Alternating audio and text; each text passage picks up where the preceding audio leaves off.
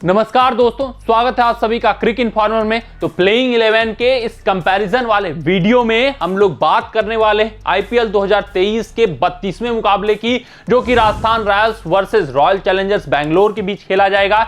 ये मुकाबला संडे का मुकाबला है, तो यहाँ पे डबल हेडर इनकाउंटर देखा जाएगा, जिसका पहला match Rajasthan Royals versus RCB के बीच खेला जाएगा। अगर हम पिच रिपोर्ट की बात कर लें तो ये एम चिन्नास्वामी स्टेडियम बेंगलुरु में खेला जाएगा। तो आप समझ सकते हो, तो पिच रिपोर्ट अब उतना मायने नहीं रखेगा। एक बैटिंग फेस्ट विकेट जहां पे बल्लेबाजों का बोलबाला होने वाला है। यहां पे देख सकते हो लास्ट 5 मैचेस या यूं कहें लास्ट 7 मैचेस का score card, high scoring encounter 200 बनते हैं, 200 चेज डाउन भी होते हैं। पिछले ही मैच में अगर हम बात करें तो सीएसके ने पहले बल्लेबाजी करते हुए 226 रनों का स्कोर बोर्ड पर लगाया, तो वहीं आरसीबी ने भी धुआंधार बल्लेबाजी की और 218 रन चेज में बना दिए। उसके अलावा आरसीबी वर्सेस डीसी भी हाई स्कोरिंग इनकाउंटर रहा, आरसीबी वर्सेस एलएसजी भी हाई स्कोरिंग इनकाउंटर रहा, एमआई वर्सेस आरसीबी भी हाई स्कोरिंग इनकाउंटर रहा। तो आप उम्मीद करिए कि पूरा बैटिंग फेस्ट रहने वाला है और बल्लेबाजों का बोलबाला होने वाला है। तो आ जाते हैं अपने वीडियो के सबसे इंपॉर्टेंट पार्ट पे, जो है दोनों टीमों का प्लेइंग 11 का कंपैरिजन। तो हम लोग दोनों टीमों के ओपनर टू ओपनर,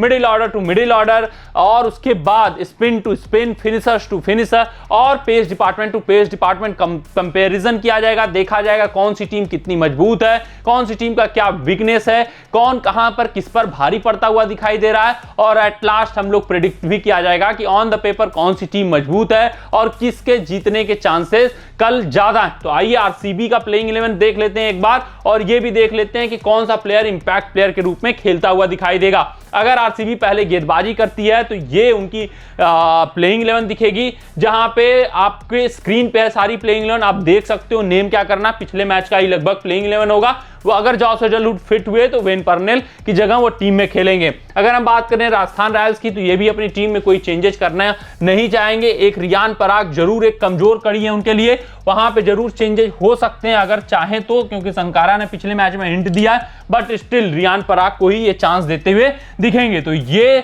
टीम का प्लेइंग 11 है कि अगर राजस्थान रॉयल्स पहले गेंदबाजी की, अगर उनकी बल्लेबाजी आ गई तो यहां पे देवदत्त पडिक्कल प्लेइंग 11 में होंगे और इंपैक्ट प्लेयर में कोई गेंदबाज होगा। तो ये राजस्थान रॉयल्स की प्लेइंग 11 होगी आपके स्क्रीन पे।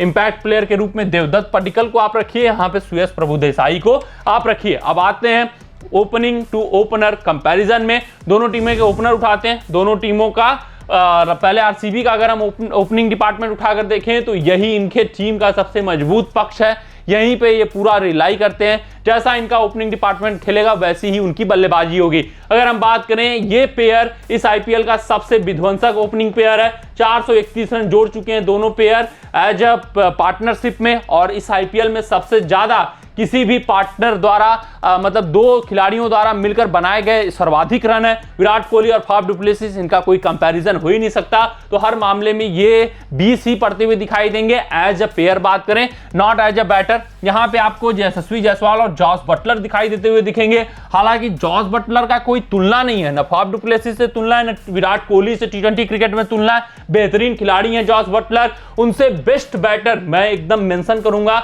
चाहे उनके खिलाफ आप डुप्लेसिस को रख दो, चाहे विराट कोहली को रख दो, टी20 के सबसे बेस्ट बैटर किसी भी पिच पर आप खिला लो, चाहे टर्निंग ट्रैक पे, चाहे स्लगिश पिच पे, चाहे बैटिंग फेस्ट पिच पे, किसी भी पिच पे खिला लो, इनसे बेहतरीन बल्लेबाजी कोई टी20 क्रिकेट में नहीं कर सकता। तो बेस्ट टी20 क्रिकेट के बैटर हैं। हालांकि यहां पे जो यशस्वी जायसवाल सेकंड पेयर के रूप में आ जाते हैं, ये थोड़ा सा 19 पड़ जाएंगे Faf du Plessis plus Virat Kohli, क्योंकि यहां पे दोनों ही विध्वंसक हैं, दोनों के पास अटैकिंग स्किल्स है, दोनों के पास रोटेशन वाली स्किल है। तो यहां पे कंसिस्टेंसी मिस करते हुए दिखेंगे यशस्वी जायसवाल, जिस कारण राजस्थान रॉयल्स 19 पड़ जाएगी। 20 तो नहीं कहेंगे, क्योंकि यशस्वी जायसवाल हम लोग कंपैरिजन कर रहे हैं यहां पे।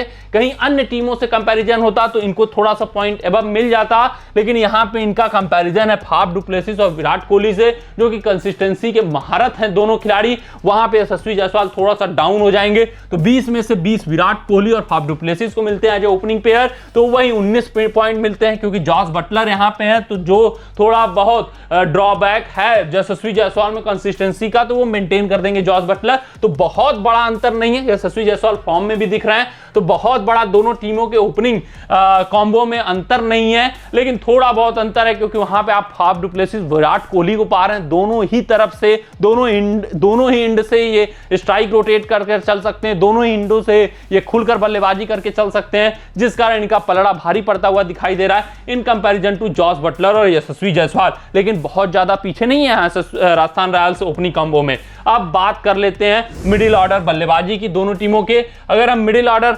बल्लेबाजी देखें तो यहां पे आपको दिखेंगे महिपाल लोमरोल, ग्लेन मैक्सवेल, शहबाज अहमद।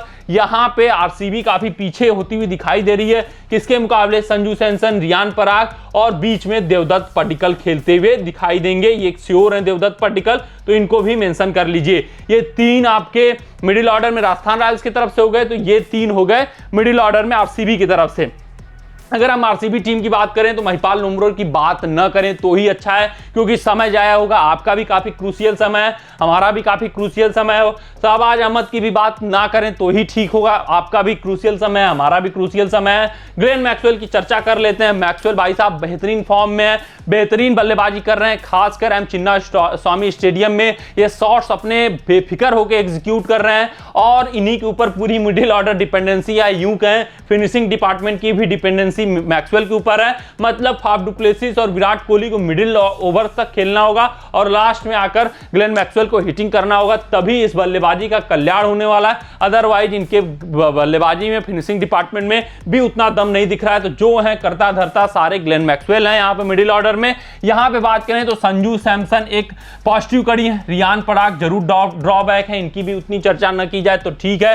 देवदत्त पड्डीकल धीरे धीरे फॉर्म में आते हुए दिख रहे हैं, लेकिन इनके ऊपर भी डिपेंडेंसी उतनी अच्छी नहीं दिख रही है। तो यहां पे संजू सैमसन के ऊपर पूरी डिपेंडेंसी है, तो यहां पे ग्लेन मैक्सवेल के ऊपर पूरी डिपेंडेंसी है, दोनों ही बेहतरीन बल्लेबाज।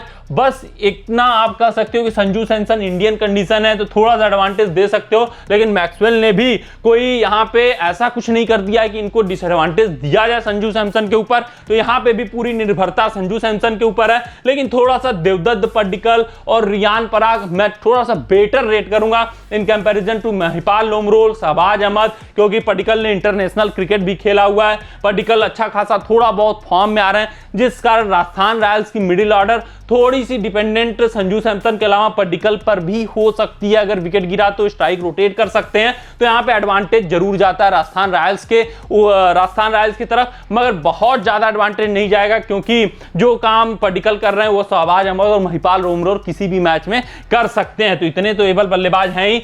तो अगर हम इन दोनों के मिडिल ऑर्डर को रेट करें तो संजू सैमसन की जो मिडिल ऑर्डर वाली बल्लेबाजी है वहां पे 19 इनको रेट कर सकते हैं, क्योंकि देवदत्त पड्डीकल थोड़ा बहुत बल्लेबाजी कर सकते हैं, तो वहां पे 18 रेट करेंगे। आरसीबी की बहुत ज्यादा पीछे नहीं करते हैं, क्योंकि जो काम देवदत्त पड्डीकल, रियान पराग कर सकते हैं, थोड़ा बहुत 20-25 का स्कोर कर सकते हैं, वो शहबाज अहमद भी और महिपाल लोमरोल भी कर सकते हैं, जिस कारण ज्यादा आरसीबी इनके मिडिल ऑर्डर में पीछे नहीं दिखाई देती है अगर राजस्थान रॉयल्स और आरसीबी का कंपैरिजन कर लें।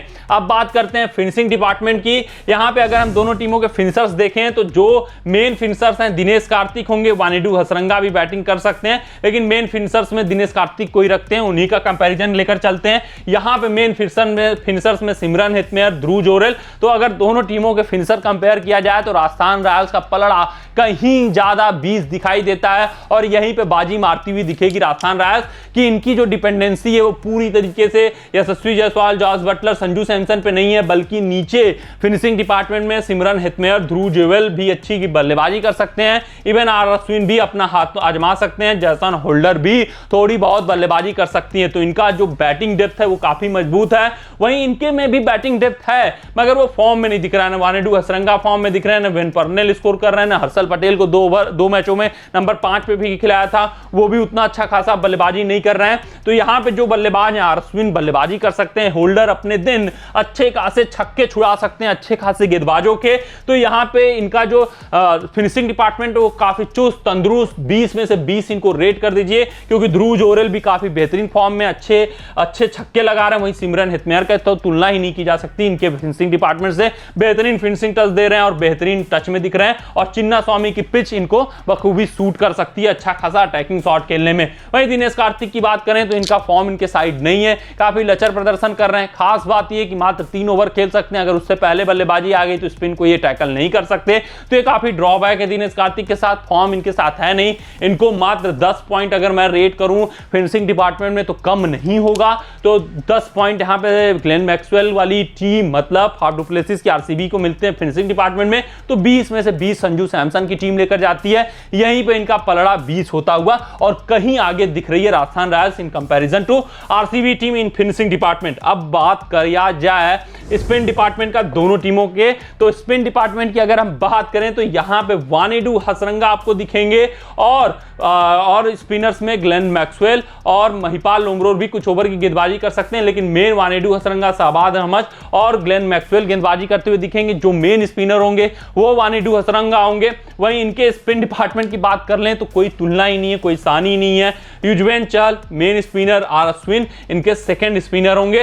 तो जो दोनों गेंदबाज दोनों एक्सपीरियंस वन है, मतलब दोनों तरफ से इनका बोलबाला रहेगा, दोनों तरफ से सपोर्ट रहेगा। युजवेंद्र चहल आर अश्विन को सपोर्ट करते हुए दिखेंगे तो आर अश्विन युजवेंद्र चहल को सपोर्ट करते हुए दिखेंगे। अश्विन इवन पावर प्ले में भी गेंदबाजी कर सकते हैं, दोनों के पास फॉर्म है, दोनों के पास विकेट टेकिंग स्किल है, मतलब ये बहुत आगे हैं इन कंपैरिजन टू आरसीबी के स्पिन डिपार्टमेंट से, क्योंकि इनके पास मेन स्पिनर के रूप में सिर्फ वानेडू हसरंगा है, उसमें भी ग्लेन मैक्सवेल और शाहबाज अहमद का चढ़ाऊ स्पिनर है, कभी भी कुटाई हो सकती है। वानेडू हसरंगा की बात करें, इनका फॉर्म इनके साइड नहीं है, पिछले मैच में जरूर धारदार गेंदबाजी की थी, थोड़ा सा लय में आते हुए दिख रहे हैं, लेकिन ये कॉस्टली भी उतना ही होते जाएंगे और ये एक्सपेंसिव भी होते जाएंगे, जिस कारण इनके स्पिन डिपार्टमेंट को वानेडू हसरंगा की वजह से अगर रेट कर दिया जाए 14 पॉइंट, तो यहाँ पे 20 में 20 पॉइंट पाती हुई राजस्थान रॉयल्स की स्पिन डिपार्टमेंट दिख रही है। मतलब स्पिन डिपार्टमेंट में भी राजस्थान का पलड़ा काफी भारी पड़ता हुआ दिखाई दे रहा है in comparison to RCB team. अब आ जाते हैं भाई साहब पेस डिपार्टमेंट में अपने वीडियो कड़ी के अंतिम पार्ट पे। अगर हम आरसीबी टीम का पेस डिपार्टमेंट उठाकर देख लें तो यहां पे आपको हर्षल पटेल, यहां पे विजय कुमार व्यस्त, मोहम्मद सिराज, वेन पर्नेल या जॉस हेजलवुड में से कोई एक खेलता हुआ दिखाई देगा। तो इनके अगर पेस डिपार्टमेंट में उठाकर देखें तो ट्रेंट बोल्ट, सेकंड पेसर होंगे इनके संदीप शर्मा, थर्ड पेसर होंगे जैसन होल्डर। तो ये इनका पेस डिपार्टमेंट में 3 पेसर हैं। अगर हम बात करें आरसीबी की पेस डिपार्टमेंट की तो बेहतरीन पेस डिपार्टमेंट है इनके पास, और एक ऐसा पेस डिपार्टमेंट जो अपने दिन अच्छी खासी गेंदबाजी कर सकता है और अपने दिन काफी रन लुटा भी सकता है। अगर हम बात करें हर्षल पटेल की तो इनका जो इंडिपिंग यॉर्कर्स है जरूर सटीक निशाने पे पिछले मैच के पहले पड़ रहा था, लेकिन पिछले मैच में खूब रन लुटाए। विजय कुमार व्यस्त जरूर एक मैच में अच्छा खासा दिखे, लेकिन उसके बाद इनका 4 ओवर निकालना काफी मुश्किल हो जा रहा है आरसीबी के लिए। मोहम्मद सिराज एक उनके लिए पॉजिटिव हैं जो कि बेहतरीन गेंदबाजी कर रहे हैं, डेथ में भी शानदार गेंदबाजी कर रहे हैं, प्लस शुरुआती ओवर में विकेट भी निकाल कर दे रहे हैं, तो मोहम्मद सिराज जरूर एक पॉजिटिव है। वहीं अगर जॉस हेजलवुड की वापसी हो जाती है तो ये इनके लिए काफी पॉजिटिव होगा, काफी अच्छी बात होगी। वेन पर्नेल भी अच्छे दिखे हैं, लेकिन पहले 2 ओवर में जो अच्छी गेंदबाजी ये कर ले, अगर स्विंग मिला नहीं मिला तो फिर ये कॉस्टली होते हुए दिखेंगे, कोई रोक नहीं सकता इनको खर्च करने से रन। तो ये इनका पेस डिपार्टमेंट होता है। अब इनका पेस डिपार्टमेंट देख लें, Jason Holder, Trent Boult, Sandeep Sharma, जो शुरुआती 4 ओवर होंगे ये तो उनका बेस्ट जाएगा, लेकिन डेथ बॉलिंग जरूर कंसर्न रहेगा इनका भी। जैसन होल्डर भी रन लुटाते हुए दिख रहे हैं, काफी लेंथ गेंदबाजी करते हैं, तो मतलब डेथ ओवर के स्पेशलिस्ट आप नहीं मान सकते, लेकिन काम चलाऊ रहेंगे। Sandeep Sharma sure death over करेंगे 1 ओवर, लेकिन यहां पे ये डेथ ओवर स्पेशलिस्ट नहीं है, डेथ ओवर में रन लुटा सकते हैं। हालांकि शुरुआत के 4 ओवर इनके बहुत ही इफेक्टिव जाने वाले हैं, क्योंकि संदीप शर्मा और ट्रेंट बोल्ट दोनों ही नए बॉल से अच्छी खासी स्विंग अर्जित कर सकते हैं और अच्छा खासे बल्लेबाजों को परेशान कर सकते हैं। तो ओवरऑल कंपैरिजन कर लें अगर दोनों टीमों का पेस डिपार्टमेंट, तो यहां पे आप थोड़ा सा पॉजिटिव देंगे आरसीबी टीम को, क्योंकि इनके पास एक एक्सपीरियंस्ड पेस अटैक है और चिन्ना स्वामी में काफी लंबे समय से ये पेस अटैक ऑपरेट करता हुआ दिख रहा है। होम ग्राउंड होता है इनका, जहां पे मोहम्मद सिराज फॉर्म में बेहतरीन और हर्षल पटेल डेथ में भी बेहतरीन गेंदबाजी कर सकते हैं, जिस कारण इनका वहां पे बॉलर्स अवेलेबल हैं, डेथ ओवर स्पेशलिस्ट भी अवेलेबल हैं, शुरुआत के ओवरों में फेंकने वाले भी बॉलर्स अवेलेबल हैं।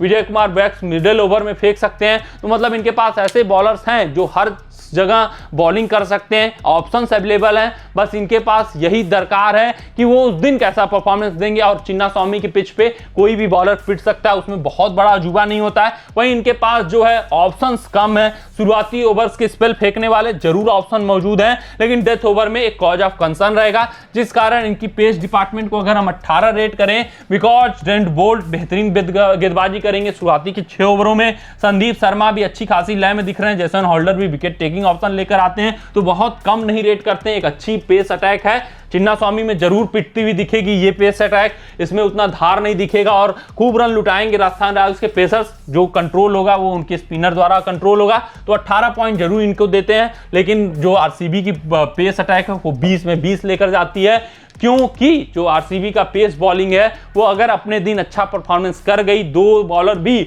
अपने पीक पे रहे अपने दिन, तो ऐसे ऐसे हैं इनके पास एडजस्टमेंट जो हर जगह ऑपरेट कर सकते हैं। तो ये आरसीबी थोड़ा सा पेस डिपार्टमेंट में 20 पड़ती हुई दिखाई दे रही है, किसके मुकाबले, राजस्थान रॉयल्स के मुकाबले। तो ओवरऑल अगर हम देखें तो ओपनिंग डिपार्टमेंट में आरसीबी का पलड़ा थोड़ा सा 20 है, राजस्थान का कम नहीं है उनसे। अगर आरसीबी 20 है तो राजस्थान 19 ही है। और यहाँ पे भी अपने आए दिन अगर बटलर टिक गए तो वो डुप्लेसिस और विराट की इनिंग को बराबरी अकेले दम पे कर सकते हैं। फिर मिडिल ऑर्डर में राजस्थान कहीं आगे दिख रहा है, किसके मुकाबले, आरसीबी के मुकाबले। स्पिन डिपार्टमेंट देखें तो यहाँ पे भी राजस्थान डोमिनेट करता हुआ दिख रहा है आरसीबी के मुकाबले। मिडिल ऑर्डर्स में और फिनिशिंग डिपार्टमेंट में भी यहाँ पे राजस्थान रॉयल्स डोमिनेट कर रहा है और वे अहेड है। 10 पॉइंट का डिफरेंस है राजस्थान वर्सेस आरसीबी के बीच में, और राजस्थान रॉयल्स का क्लियर डोमिनेंस है। तो हर तरफ से बस एक पेस डिपार्टमेंट छोड़ दें, वहां पे भी बहुत पीछे नहीं है राजस्थान रॉयल्स। तो यहां पे हम मानकर चलते हैं ऑन द पेपर जिसके जीतने के चांसेस ज्यादा हैं,